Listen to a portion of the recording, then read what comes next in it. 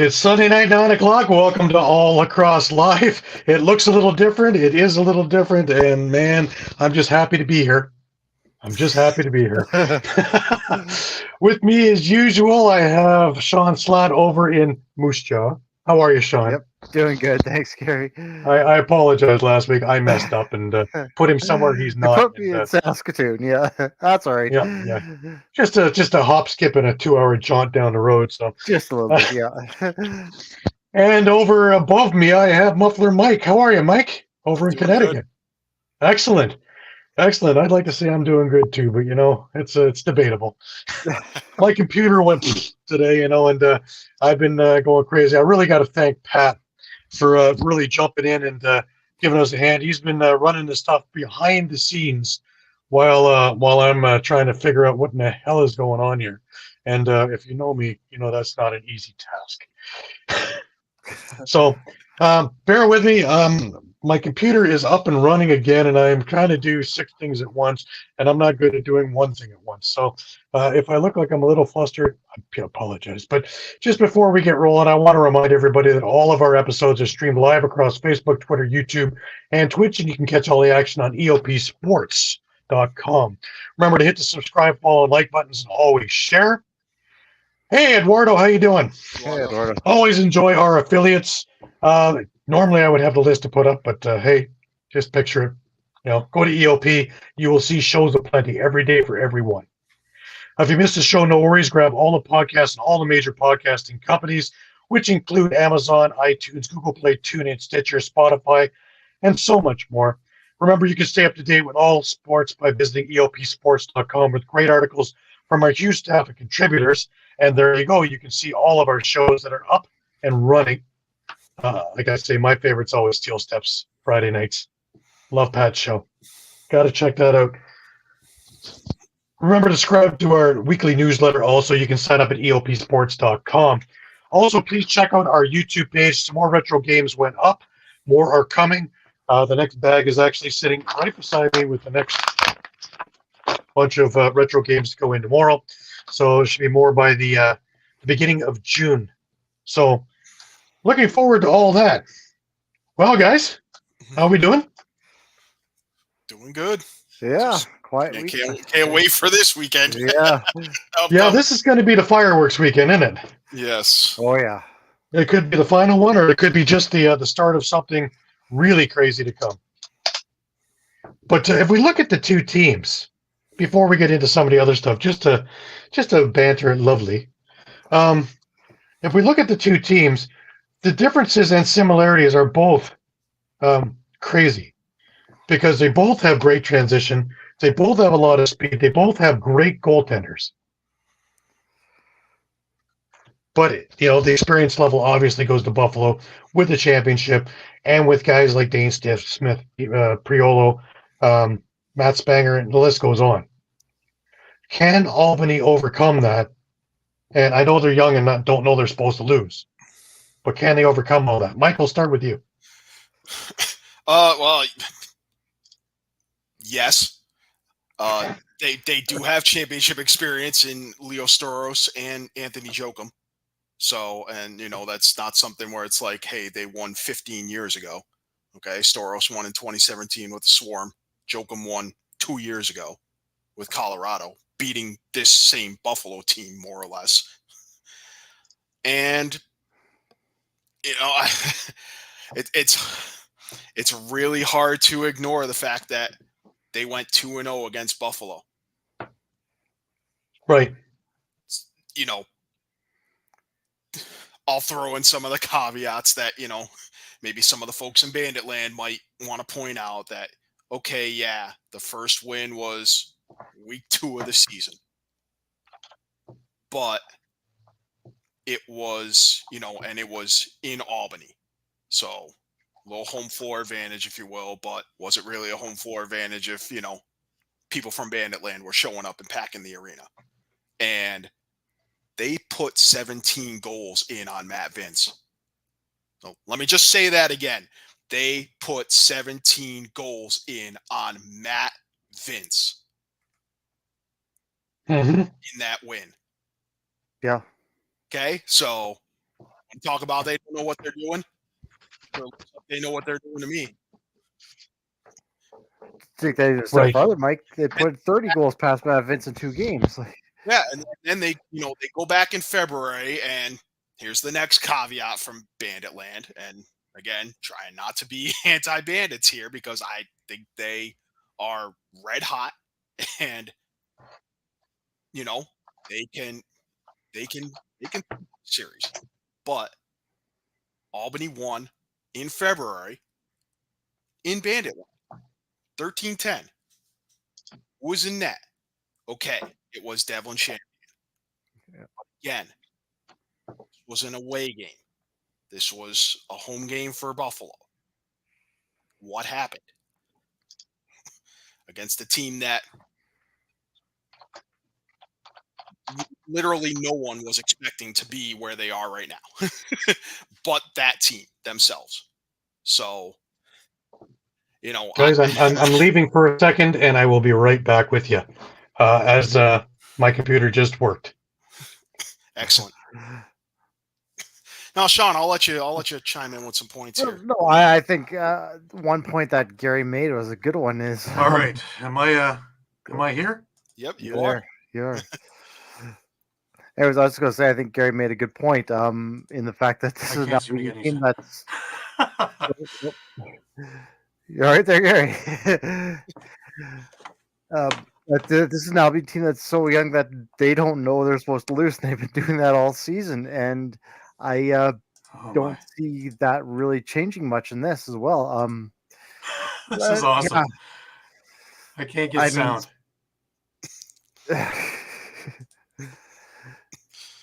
Well, we're hearing you, Gary.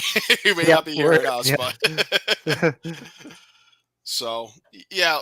I mean, I can't get sound. I see this going. I see this going either way. It's. I'm hearing. I'm a little worked up because I'm hearing a lot of comments from Bandit fans that a lot of them came when Albany switched up the timing of Game 3. Right. For anyone who doesn't know, Game 3 was supposed to be, I believe, Friday the 24th, and now they've moved it to Saturday evening, the 25th. There was a conflict, I believe, with the arena football team in Albany, but they were able to kind of swap days on the calendar so that the Firewolves could play on a Saturday instead of a Friday night. So, which I think is great, hopefully a chance to get more folks in the building. But, of course, it invited tons of comments from Bandit Land in the form of, oh, you're not going to need a Game 3 because the Bandits are going to sweep. Well, you know what? Albany could sweep too. Yeah. And how'd that thinking work out for you in 2016, 2019, 2022? Not too well. You know what? And Eduardo made the point about fresh legs, and yes, Buffalo has a good transition game, but I think if Albany can dictate the pace, similar to like the Saskatchewan-San Diego game, where they have younger legs, they can dictate the pace, really push the floor. Albany has that because they have that older team. You could just break them down, wear them down. Yeah, and that's the thing. I mean, you're gonna see, you could see that happen where Buffalo could be at home in Game 2 on Saturday night and run out of gas on their own floor. Yeah. To sit here and realistically think that that's not a possibility. That you know what? That's not a bad comparison. It's awfully bold of any Bandits fan. And listen, I feel just as strongly that the Bandits can roll right over. All it takes is just them getting to Doug Jamieson, early in Game 1 and rattling him. That can happen just as easily. I think that's really the X factor in the series is Doug Jamieson. Are we going to see the one that we've seen for the majority of the season, where he's just been lights out? Almost that goaltender of the year. He is goaltender of the year candidate. We know he can be, or we have seen a few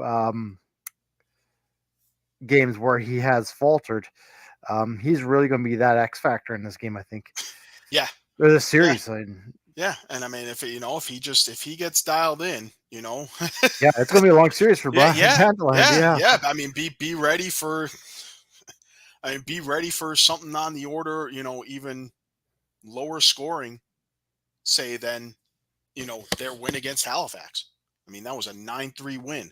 Yeah. And he only allowed 3 goals to a pretty potent Halifax offense. So. Yeah. And I think Eduardo made a great point about how Albany swept the Seals. I think it's a very good, actually, analogy. They can kind of continue with that same game plan of wearing down an older team. They're going to bring home the championship. Yeah, I agree. So, I mean, ultimately, I think, I don't know. And Albany's playing with house money too, right? Albany's playing with house money. They weren't even supposed to be here. Everyone had them in last place. They were last year. What do they have to lose at this point? Ooh, that is a good question. Well, they have no pressure whatsoever. I mean, who had the harder opponent? There I am. Yeah, I mean, to answer, I want to say Buffalo had Toronto, which was, we've been saying is their championship to lose. I mean, I tend to lean toward Albany, just because I think, I don't know. I mean, San Diego had the best record at home. And Albany went in there, and that was the surprise. They punched the Seals in the mouth in game 1. Okay, I mean, some people want to talk about maybe the refs influencing it or whatever. No. Throw all that aside. I think you have to lean toward Albany, because you have to consider the recent history that Buffalo's had against Toronto, where they've just. Unfortunately, they have had Toronto's number up and down for a long time now. Well, they have definitely had Toronto's number for at least 10 years. Yeah, I believe it was 2012 is what they were talking about. Yeah. So I think just based on that alone, I think you have to say Albany had the more difficult opponent in the semis. Yeah, I kind of changed my answer. Yeah, I think I agree with you, because I mean, how much of us who picked Albany to beat San Diego on San Diego's home floor? Yeah, I don't think none of us, because we looked at that record and we said, "There's no way." Yeah, there's no way. So it didn't matter how they were doing it, but they were getting it done. So,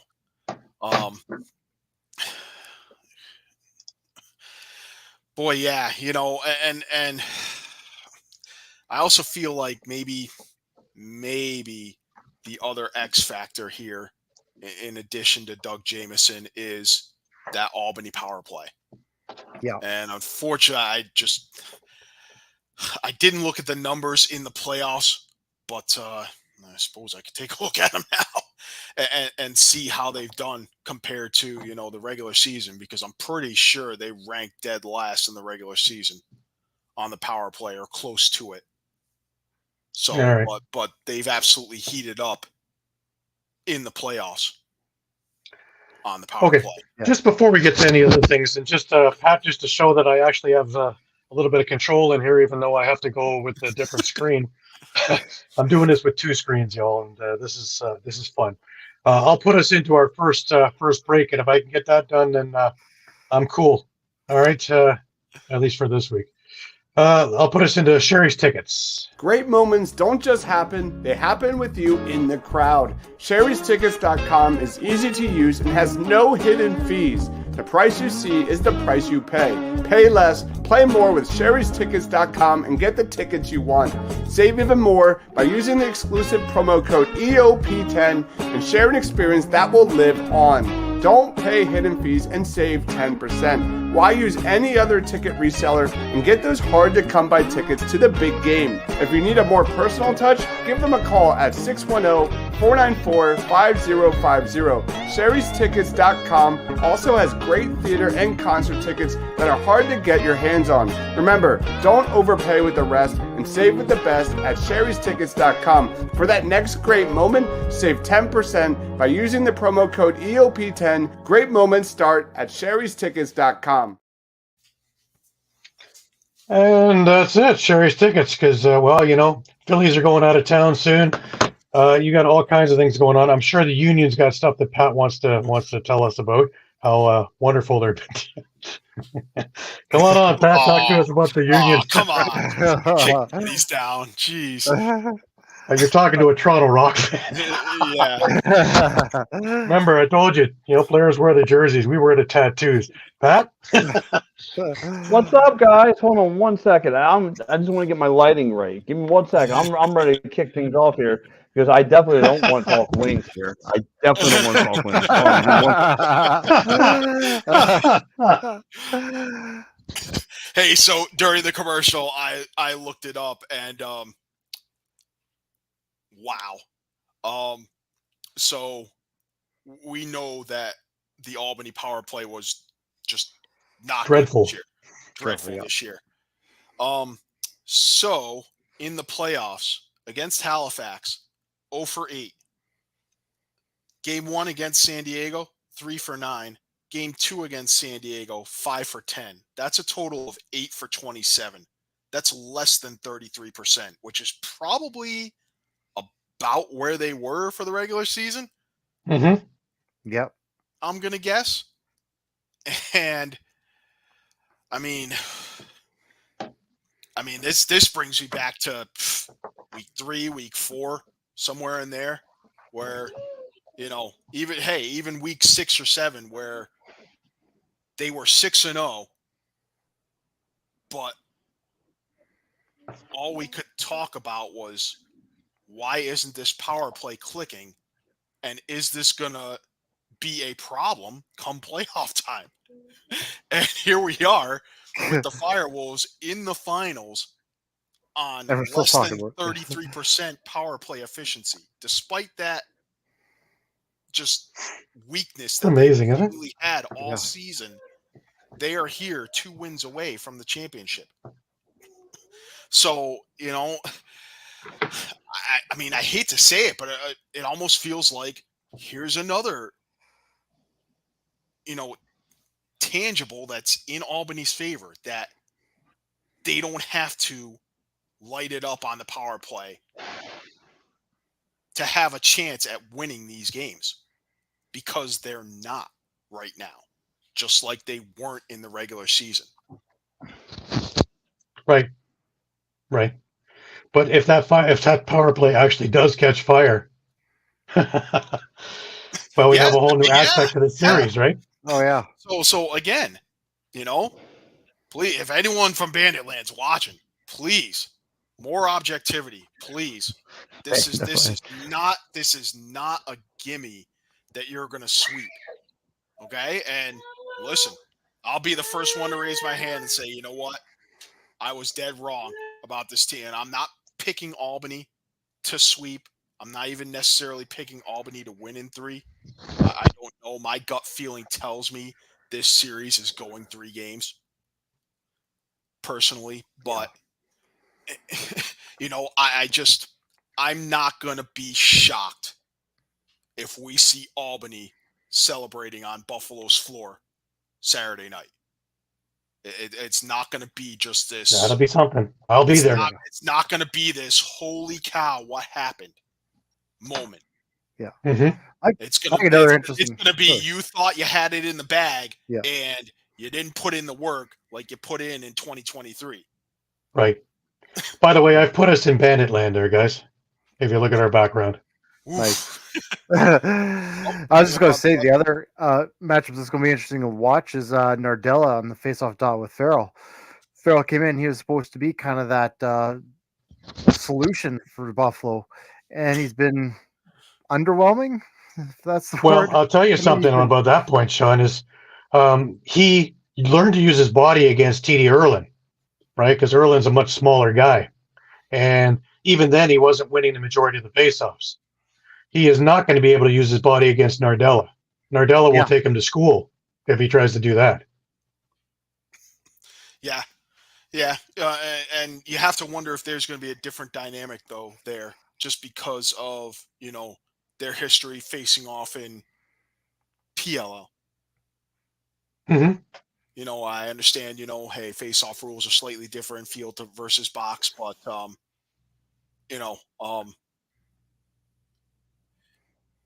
it's something where I think if Farrell can get the edge, then that's a point in the Bandits' favor. Right. But he has to get the edge, right? He does, but that's also, we have to remember too that's also a catalyst for the rapid fire Buffalo run that we see is okay, so listen, Buffalo, whatever, they have an uncharacteristic suddenly, they find themselves in a situation like they were in Toronto where, hey, they're entering the fourth quarter, they're down 4 or 5 goals, but they can suddenly put up the runs that we see like they had against Toronto to take game 2. Part of that was okay, Burns scores, but then Farrell's winning a faceoff. Smith scores, Farrell's winning a faceoff. The Nanticoke scores, Farrell's winning a faceoff, and just we have to keep in mind that that's a catalyst for that. That goes back, yeah. That goes back to what we've talked about before: is Buffalo scores in bunches, right? So that's part of the thing with Albany's defense is they got to kind of try to eliminate any momentum that Buffalo can carry. They get 1 or 2 goals off of you. You can't let that snowball and go downhill on you. Yeah, and it can, and it can, and I can't sit here and say that Doug Jamieson necessarily is any less immune to that happening to him, than say what happened to Nick Rose, what happened to Brett Dobson in the quarterfinals, so.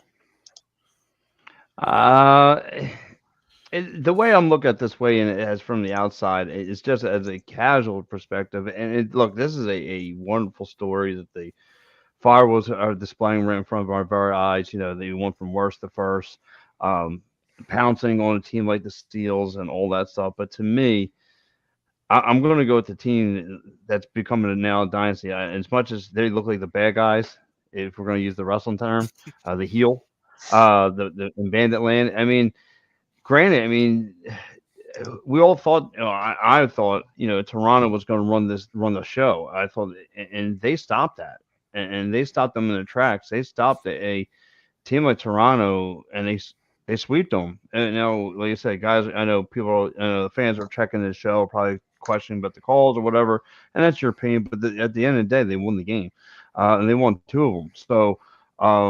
It's hard to say with this team with all the experience headed into the to the biggest game on stage it's going to be a day at the beach. I think that this team, Bands are going to walk out of this thing. I think it's going to be a 2-0 split, Bands' favor. Yeah, I mean, yeah. Well, Evan Schemenauer came up with a great point though of why Toronto and San Diego lost, and age had a big thing to do with it on both squads, and they ran out of gas. And if you look at the second game in Buffalo, Toronto's up 8-4. Yeah, there was some questionable stuff going on. However, Buffalo turned it up. Toronto wasn't able to put that extra gear in. They ran out of gas. San Diego, obviously, between the travel and the older legs, ran out of gas. Well, they were running out of gas come the end of the year. and you get a team that's youngest in the league that is that kind of talented, and they're going to run circles, and that's exactly what they did. San Diego got frustrated. San Diego took penalties, just exacerbated the situation. Was it the catalyst for everything? No. Was it the result of stuff? Yes. Big difference. That's And I guess you may have been in and out, Gary, but that's kind of a point I made with this series now is you have a bit of an older Buffalo team versus a very, very young Albany team. Even as you had mentioned, Buffalo has a great transition, but if Albany can just even dictate the pace and play at a high pace and just wear those older legs down in Buffalo, they could have a chance. Yeah, I agree, and I do want to just go back and kind of to the point Eduardo just made. First of all, you definitely cannot discount the experience on the Bandit side. This is their 4th straight final. They could be, at the end of next weekend, we could be talking about, hey, they're 4 straight finals appearances. They only have 1 title to show for it. But, you also have to look at it as they know how they've lost. They know how to win. So, right. Albany has not been on this stage before, with the exception of Jokum and Storos, I believe. So, all right. Well, just a reminder that the first game is this Friday over in Albany, 7 p.m. Oh, it's ESPN and TSN, I'm assuming. If you look at game 2 is in Buffalo, 7:30. Again, ESPN, TSN. And then game 3, if necessary, is the following Friday. Not anymore. So they have moved that to Saturday the 25th, I believe, at 5 o'clock or 5:30. Yeah, the arena had been previously booked, I believe, for Albany's Arena League team, and they were able to make a schedule change to accommodate. So they're the arena will play Friday, and then Saturday the Firewolves have it. So if game 3, Buffalo does take penalties, though. Buffalo gets themselves in position when they start losing their composure, and they take it at inopportune times. But they have so much talent that they usually can score shorthanded or overcome that and come back. And good comment from you, Yeti. The thing I'll flip around though on that comment is how many penalties will Buffalo be able to draw from Albany? How often have we seen things like, just, hey, feed it to Nanticoke or Buchanan inside and just let them try to bulldoze their way and draw a penalty. And now you're on the power play. And, it ignites a multi-goal run. But the other thing is that Albany has something that the other teams haven't, and that is speed. So they don't need to go and hold and clutch and grab. They can actually stick to them without doing any of the stick work, which is something that Buffalo isn't used to. They're used to being able to put that extra gear, Byrne, Fraser, Kluche even, and they're usually mucked upon and get calls for it. Albany's quick enough that they're not going to need to do that stuff and can keep up and still block lanes. Probably as good as Buffalo can. Yeah. And going back to the Buffalo penalties, as we go back again to Albany's power play, is it even going to be a factor? Even if Buffalo's taking a bunch of penalties, 8 for 27, power right? play could, so it may not even be a factor. If it does catch fire, though, that just changes the whole thing. Yeah. Yeah, 5 for 10 in game 2 against San Diego. So because it's also not Toronto, man. They're not shooting from outside. Albany likes to get inside. All of them like to get inside. True. So, and then you have somebody like a Colton Watkinson going to go down the floor and bulldoze his way through too. So is the Buffalo defense ready for that? there's a lot of things that people are overlooking just by looking at a guy at Buffalo. I think that there's a lot of things in there that are underlying the surface that people are overlooking. So, And 100%, yeah. I think we're in for just one heck of a final. Yeah, no matter how it Oh, goes. yeah. And like I said, I right now I feel like it could go any way. It could be Buffalo sweep, it could be Albany sweep, it could be Buffalo in 3, it could be Albany in 3. I don't feel like Yep. there's And if any Jameson gets as hot as he can, Buffalo's going to get very frustrated very quickly. Yep, 100%. I just think All they're, right, before- but Gary, I mean, to Go ahead, me, Pat. I just think that no, to me, I just think that Buffalo is like I said, this is their stage. They are, they're the new dynasty. I just think that anything that Albany is going to throw at them, they're going to have the counterpunch ready. Like to me, this is they are. If not, their head coach is already doing all the film work that he possibly can on Albany, and expecting all those. Like you said, you got 5 guys who like to get in the grill, come inside the box and score. Well, I think Albany is just. I mean, Buffalo will have a counterpunch ready to rock and roll. So, but like you said, this is gonna. If I'm going to give a final prediction, I think this is going to go 3 games. But I think Buffalo will squeak by with a dub. Fair enough. Mm-hmm. I love it. I think as a fan, we're in for some great lacrosse. Oh, 100%, yeah. And not having a horse in the race is almost a blessing because now I can just love both Hey. sides. It's a joy, yeah. You got to look at the upside somewhere in here, right? right. Anyways, before we move on, just a reminder, this part of the show is brought to you by Philly Sports Trips. If you're a Philly sports fan and you want to travel with your favorite team, then travel with the best. If you want to travel with the pros, then go to phillysportstrips.com. Philly Sports Trips features premium travel and tailgating experiences for the best fans, ever, the Philadelphia sports fan. Philly Sports Trips has self-travel packages and full travel packages available with round-trip flights for Phillies, Eagles, Flyers, Sixers, and even the Union. They even offer day trips for more local games. Go to phillysportstrips.com, sign up immediately, and tell them EOP sent you. Do not forget, Philly Sports Trips has all the away trips for the Eagles' upcoming 2024 season, including the Brazil trip week 1. Jump on it now before you lose out on all these great opportunities. Go to phillysportstrips.com and don't miss the next great Philly sports moment. And I'm sure there's even wing strips for you, Pat. Yes, I can't wait. I want to go next year. I want to rock and roll. Hopefully, they can have a little better taste in my mouth. Well, know what? They are a better team on the road. So yes, let's go. There you go. There you go. Yeah. Well, just also a reminder for everybody that Philadelphia is also going to be hosting this year's Fan Cup. Excellent. That's right. There you go. Yeah. Yes, sir. July the 20th. That's when all of us Man. invade Philadelphia again for that particular weekend and just make it drunken debauchery. Remember, the motto is win or lose, we drink the booze. So it just shows you the kind of lacrosse you're going to get on a Saturday afternoon. Great. Well, I wonder if we can start drinking. Some of the Yeah, bonfires. get It's ideas going to be now. the next great thing, eh?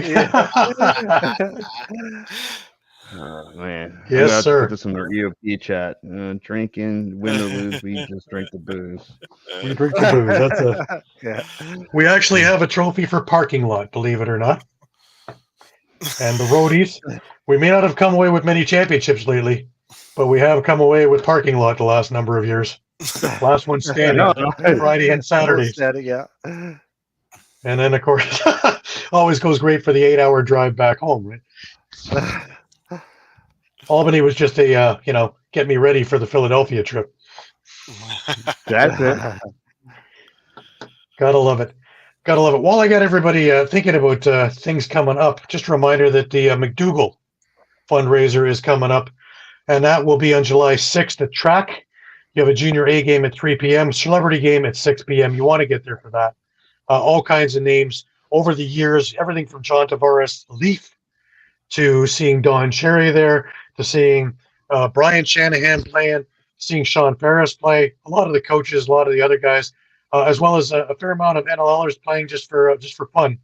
So $10, I believe, is all it costs to get in. Also have a beer garden and a silent auction. definitely worth your time.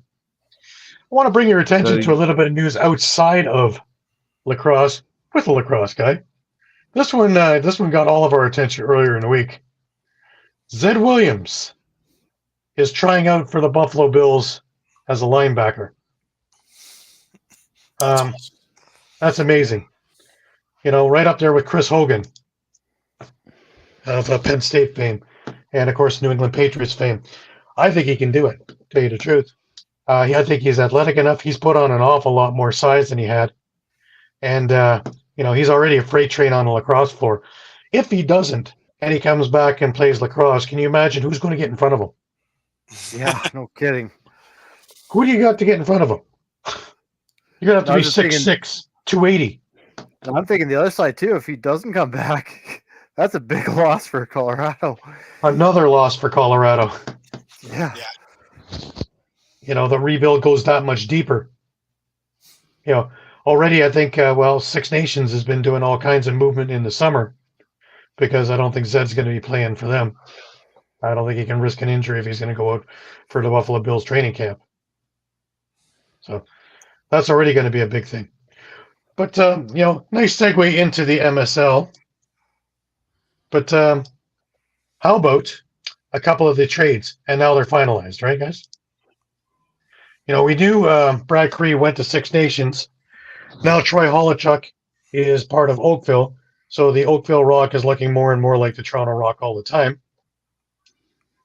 Now the goalie tandem, of course, is Nick Rose and Troy Holochuk. Our second trade, Steve Priolo, of course, went to Six Nations. And in return now, Brooklyn receives the 2025 second-round pick and 2026 second-round pick from Six Nations.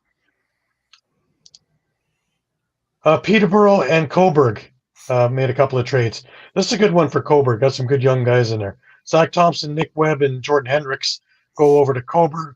And Dylan Hutchison and Holden Lowe's go over to Peterborough. And Peterborough wasn't done.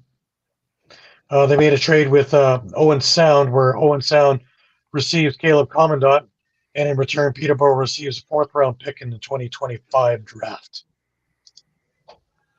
Also, Owen Sound released their front office. Of course, we already knew that Steve McCarthy, old friend of mine, through Brampton and through Oshawa of the ALL, is an MSL governor and general manager. And the head coach now of Owen Sound, which, by the way, starts off in a week. They are part of that game next Monday. Adam Jones of NLL fame, of course. Colorado, Toronto, amongst others. His assistant coaches are Chad Culp and Greg Harnett. That's a pretty good squad. Yeah. Even the player personnel guy is DJ Cleveley. I'm telling you, this is a really fantastic front office. Top notch. So, right off the bat, they're more solid than most of the MSL teams. Now to get them some players and some strategies and look out.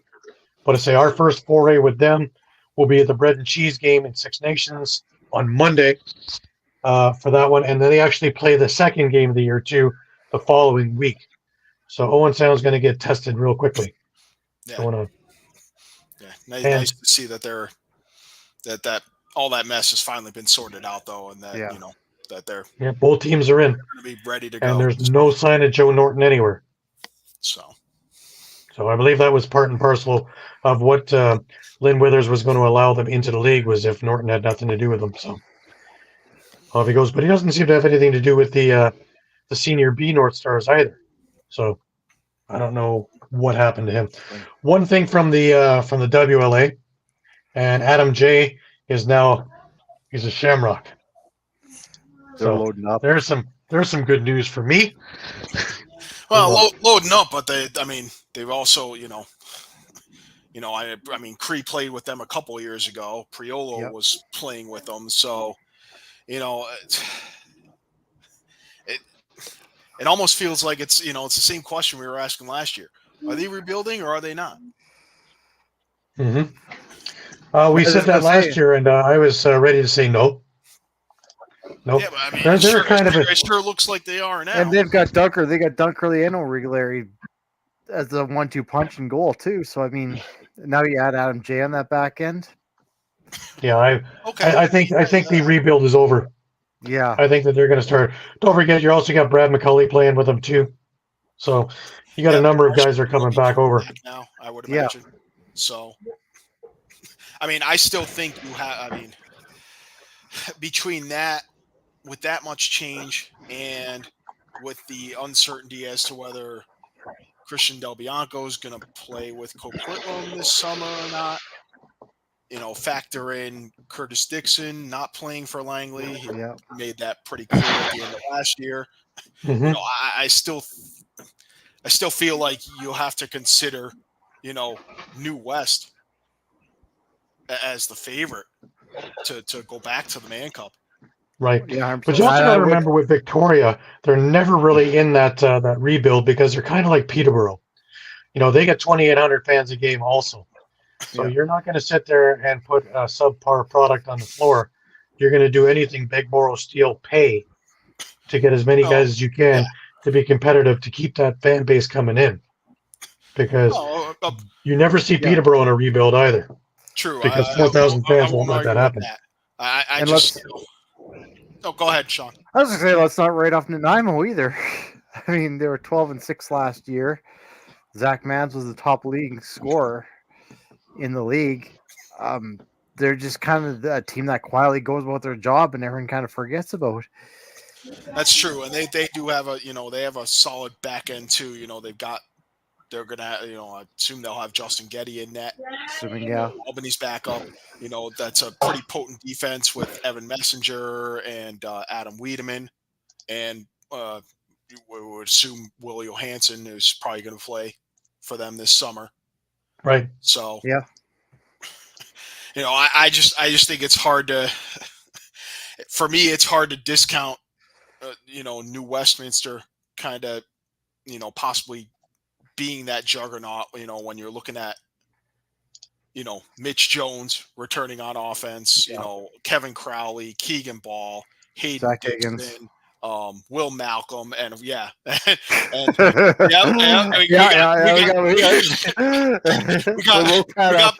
Pat's attention. Zach Higgins in net, of course. With that offense, I think you're going to see Higgins backstop another Man Cup run. The question will be, obviously it'll be a more difficult task because they're coming east. Everyone kind of figures they're probably going to be facing Six Nations again. Not to discount Peterborough or or Oakville. All right. But those trades from MSL does tend to make me believe what we were talking about last week, and that makes the places like Coburg, Brooklyn, Brampton, Owen Sound as the farm system for the other teams. And sure enough, what are we seeing? We're seeing Brad Cree, we're seeing Steve Priolo, we're seeing all these guys jump in. And, where are they going? Yeah, Pat had to run. He's got to book flights to New Westminster for the season, I think. So. Yes, he does. He had to get on with his travel agency. While Pat's doing that, though, let's go into another ad, and we're going to put this one in for Dolan's Bar. When you're staying local and you want to watch a great game or just hang out with some great people, go to Dolan's Bar at 24 East Sellers Ave in Ridley Park, right off I-95 south of the Philadelphia airport. For over 65 years, Dolan's has thrived because of one reason: the amazing people of Philadelphia. Great music, great times, memorabilia, giveaways, great drinks, and great food. You never know when a former Philly sports icon walks through that door. You go to Dolan's at 24 East Sellers Ave, Ridley Park in the 19078. Tell PJ that EOP sent you. Go to dolansbar.com or follow them on Twitter, Facebook, Instagram, or TikTok. And Doug, it is a pleasure to have you with us. Thank you so much for joining us. Thanks for tuning in, Doug. Love all your input. Love everything else. Doug has been a big vocal supporter of the Firewolves. He was here at the beginning of the season saying watch out for them. Awesome. So props to him for seeing and believing in that team. Absolutely. Dave, pleasure to have you with us. I hope your daughter's softball team did well. Yeah. We had inter-county baseball here in Toronto. They lost. We had the Jays here today. They lost. We used to have the Leafs, so they lost. Hey, we got the Bruce Shaw Warriors. They lost. We got Bruce Shaw Warriors WHL final, Sean. 2-0. On Gotta the way like to the first that. championship in franchise history. Absolutely. Excellent. Yeah, they put together a really great team from that 3-win team to where they are now. The difference in personnel and the difference in attitude is amazing. Absolutely. Obviously, Kurtz and Simmons, both, finalists for Rookie of the Year. You have to take note of Travis Longboat, how he did this year, coming off, being severe injury for 2 years. And I still think the best trade at the deadline was Albany getting John Wagner. I have to give it the edge, as much as Paul Dawson has really bolstered the Buffalo defense. Having that familiarity with so many years in Rochester with Matt Vince has been a huge help to their back end.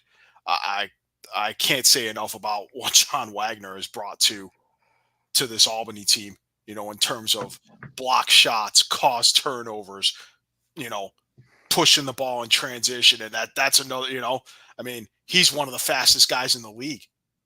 Absolutely. You added one of the fastest guys in the league to a team that was already fast with guys like Colton Watkinson and Jackson Nishimura. Just blazing speed, and he's been scoring in the playoffs too. Right. to boot. Yeah. Granted, one or two of them might have been empty netters or whatever, but he's had a couple of goals in transition, with the goalie in net too. Right. So yeah. I was gonna say that's why I love how. I was gonna say that's how I love how this Albany team is built. There's a bunch of really good young talent, and again, taking the Dyson Williams factor out of it and the fact that he's still coming, this is a team that's going to be sticking together for a long, long time, and they're already making a championship final. Yeah, and you have to add Will Johansson too. He was drafted 2 years ago. Took a year to finish school and then got injured. So that's another addition to the back end. So you're getting and they're going to be sticking together, right? That's the big front thing. end, one to the back end. Absolutely. And this is a team that could be together for 4-6 years. That's great. Let's put Dyson Williams in there next time, and away we go, right? So it's they're going to have the problem of having too many stars soon. One ball. Yeah, that's going to be. When you look at that left side with Walker and Firth, Grennan, it's going to be tough to see who's there now, and that one of them may not be on this team next year. So, Dave, that's a Calgary T-shirt. Yep, Calgary T-shirt of Caleb Toth that's actually signed. You can't really see, but it's a signed Caleb Toth T-shirt. Yeah. All right. Yes, look him up. One of the most iconic goals in NLL history. Yes, and that was when he's wearing a Toronto Rock jersey. I was gonna say, I got the Rock jersey and I got the Calgary shirt. So. And a little bit of a history for y'all. It was the last goal ever scored in Maple Leaf Gardens. It was the last championship ever won in Maple Leaf Gardens. It was the last game in Maple Leaf Gardens. Closing down the barn in style. That's it. Well, now, of course, it's Mattamy. I wasn't going to go there. But... It's a Loblaws underneath it, and above is an ice rink. But we do have one winning team in Toronto, and that, of course, is the Toronto Hockey Team Women. And the Women's Professional Hockey League, and they're about to kick Minnesota out of the playoffs, and They're up 2-0 in that series. So there is one. And then when the WNBA comes here in 2026, there'll be 2. Both ironically playing out of the same barn. Oh, well, what can you say? And there you go, Shawn. Nice. Funny enough, I found it in a secondhand store, if you'll believe it. Yeah. Yeah. Yeah, Firth is also, a heck of a fifth option. Yeah. Oh, yeah. So anybody who thinks they're not deep, they're not looking. Yeah. Alrighty, just a reminder that a few things start up this week. OJLL Junior starts up this week. Shawn, I know that the juniors start out west already this past week. Yeah, I can give a couple scores here. So BC got underway this afternoon, actually. And we saw Nanaimo downing Delta 8-4.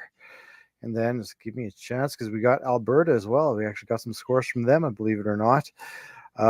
Yesterday afternoon, we saw the Miners defeat the Okotoks Raiders 7-6. And then this afternoon, the Miners picked up their second win of the weekend, 11-9 win over the Calgary Mounties. So Junior A is rolling out west. Excellent.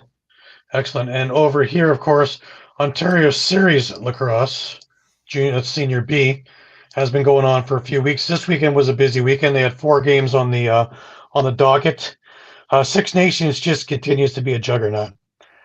They beat Hamilton coming from behind on Friday night, 11-9. They actually played the next night, and they beat Ennismore 14-3. So they're just getting stronger and stronger. Hamilton played also a second game. They played the Brooklyn Merchants, and they were unsuccessful. Brooklyn beat them 13-8 on Saturday, and Owen Sound and Clearview played as well. And Owen Sound came away with a 14-9 victory. And that is your OSL for this week. We talked already briefly that the MSL and WLA are starting up in the next week and a half. Next Monday for MSL, a week and a half, I guess, later that same week for WLA. And the PLL starts up on June the 1st. So things are just going to be flurrying on all of us starting in the next week and a half or so. It's already busy. And just as the NLL finishes off, all this takes up, and it's going to be a heck of a summer. Also with Pat, he's already gone, but we also have, heading into the May 2-4 weekend, we have Division I playoffs and championships coming up, which is going to be exciting. I know he's got his napkin around his neck and his fork and knife polished. Then they get up to the press box for some of that to do. Gotta love that. Just a reminder at this stage that this part of the show is brought to you by Cherry Injury. If you get hurt at work, in a motor vehicle accident, personal injury, or affected by criminal law, you call David R. Cherry of the Cherry Firm. Cherry Law Firm is here to fight for you and get what you deserve. Cherry Injury Law is a dedicated, well-established personal injury law firm built on the promise of aiding the seriously injured throughout the state of Pennsylvania. If you have been seriously injured in the state of PA by the negligence of another, and if you have questions for a Westchester or Media personal injury attorney, please don't hesitate to call. Call 610-565-0300 or go to cherryinjurylaw.com. Let David R. Cherry fight for your right. And again, that number is 610-565-0300 or go to cherryinjurylaw.com.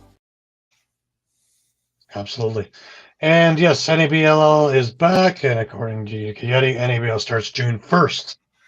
So even more stuff to have a look at. And of course, by the end of the summer, when we're all tuckered out and just been through the Man Cup, then we have the World Box Lacrosse Championships for both men and women in Utica.